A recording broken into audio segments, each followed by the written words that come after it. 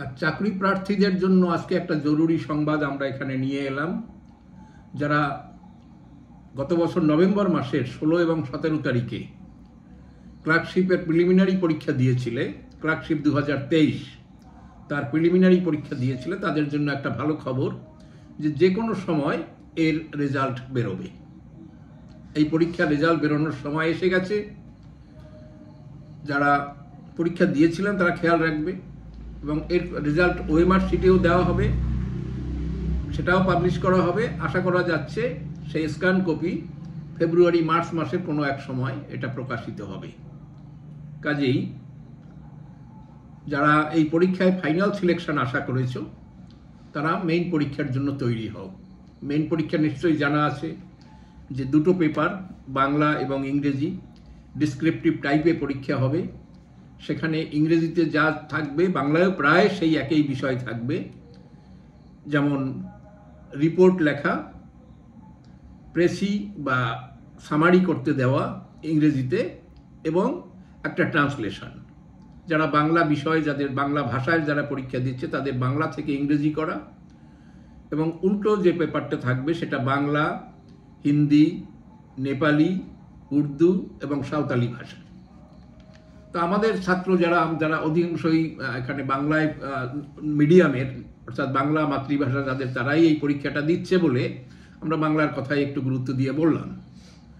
সেখানে বাংলাতেও সেই একই বিষয় থাকবে, বাংলায় রিপোর্ট লেখা, দ্বিতীয় হচ্ছে সামারি বা সারমর্ম লেখা, আর পরেরটা হচ্ছে ট্রান্সলেশন, ইংরেজি থেকে বাংলায় ট্রান্সলেশন। যাদের হিন্দি থাকবে বা উর্দু থাকবে তাদের সেই ভাষায় ট্রান্সলেশন করতে হবে। এটা ডিসক্রিপটিভ টাইপের পরীক্ষা, খুবই কম সময় এই 6টি প্রশ্নের উত্তর দিতে হবে। সময় থাকে 1 ঘন্টা এবং নম্বর 100। সাকসেস পাওয়ার জন্য যেটা করতে হবে সেটা হলো প্রচণ্ডভাবে লেখার স্পিড বাড়াতে হবে, বিষয় নিয়ে ভাবার সময় থাকবে না, লিখে যেতে হবে। তার উপরে চেষ্টা করতে হবে সবকটি প্রশ্নের উত্তর ওই নির্দিষ্ট সময়ের মধ্যে দেওয়া। সেইটুকু দেওয়ার জন্য প্র্যাকটিস, প্রতিদিন প্র্যাকটিস করে নিজের যোগ্যতাকে সেখানে নিয়ে আসা হবে যে 1 ঘন্টার মধ্যে 100 নম্বরের পরীক্ষা দেয়া যাবে। 6টা বিষয় ইংরেজি এবং বাংলা নিয়ে 6টা কোশ্চেনের উত্তর করতে হবে। কাজেই যারাই পরীক্ষাটা দেবে, যারা সফল হতে চাইবে, তাদেরকে আমরা বলবো আমাদের প্রতিষ্ঠানে তারা ভর্তি হয়ে যাও। এখানে রেগুলার প্র্যাকটিস করানো হয়, বিভিন্ন বিষয়ের উপরে লেখানো হয় এবং খুব সময় ধরে এই লেখার কাজটা সারতে হয়। এইটা যদি করে ওঠা যায়, শিখে নেওয়া যায়, তাহলে এই পরীক্ষায় সাকসেসফুল হওয়াটা কোনো সমস্যা না। কারণ রিপোর্ট অনুযায়ী যে খবর পাওয়া যাচ্ছে যে এবছরে 8000 ভ্যাকান্সি থাকবে। তো 8000 ভ্যাকান্সির মধ্যে এতটা নম্বর তোলা, এইটুকু তোলা কোনো ব্যাপার না। এবং তোমরা নিশ্চয়ই মনে আছে যে প্রিলিমিনারি নম্বর এবং মেইন পরীক্ষার নম্বর, এই দুটো মিলে কিন্তু ফাইনাল সিলেকশনের নম্বর সিলেক্ট হবে। আর ক্লার্কশিপের জন্য কম্পিউটারের সাথে পরিচয় হওয়া, কম্পিউটারে টাইপ করার কিছু জিনিস জানতে হবে। মিনিটে মোটামুটিভাবে 20টা শব্দ টাইপ করা যায়, এরকম 200টার মতো শব্দ টাইপ করতে দেওয়া হয়। আর বাংলা হলে সেটা হয় অর্ধেক। বাংলার ক্ষেত্রে মিনিটে 10টা শব্দ টাইপ করা হবে। যাদের কম্পিউটার বাড়িতে আছে তারা এইভাবে একটু প্র্যাকটিস, সিস্টেমেটিক প্র্যাকটিস করে নিলে কয়েকদিনের মধ্যেই কিন্তু এই জিনিসটা রপ্ত করে ফেলা যায়। অর্থাৎ যারা একটু সতর্কভাবে পরীক্ষা দেবে তারা টাইপের জন্য ফেল করে না।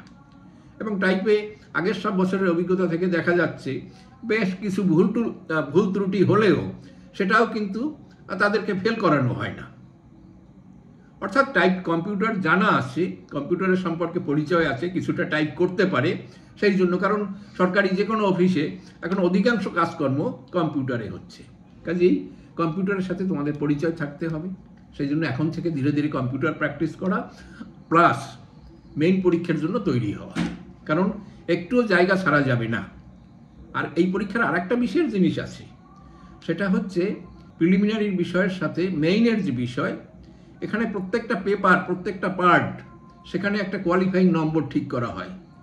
অর্থাৎ একটাই খুব ভালো করলাম, ম্যাথসে খুব ভালো করলাম, কিন্তু আমি জিকে প্রিলিমিনারি ভালো করতে পারিনি, তাহলে কিন্তু হবে না। অথবা বাংলায় খুব নম্বর পেলাম, ইংরেজিতে পেলাম না মেইন পরীক্ষায়, তাহলেই কিন্তু আমাকে কোয়ালিফাই না করা হতে পারে। যদিও আমার উভয় পেপারে আমার নম্বর অনেক বেশি, কিন্তু তাহলে কিন্তু আমি সিলেক্ট হব না, কারণ আমাকে এই যে একটা বেসিক নম্বর ফিক্স করে দেওয়া হয়েছে, কোয়ালিফাইং একটা নাম্বার ফিক্স করে দেওয়া হয়েছে, সেটা আমি পাইনি বলে আমাকে কিন্তু ফেল করিয়ে দিতে পারে।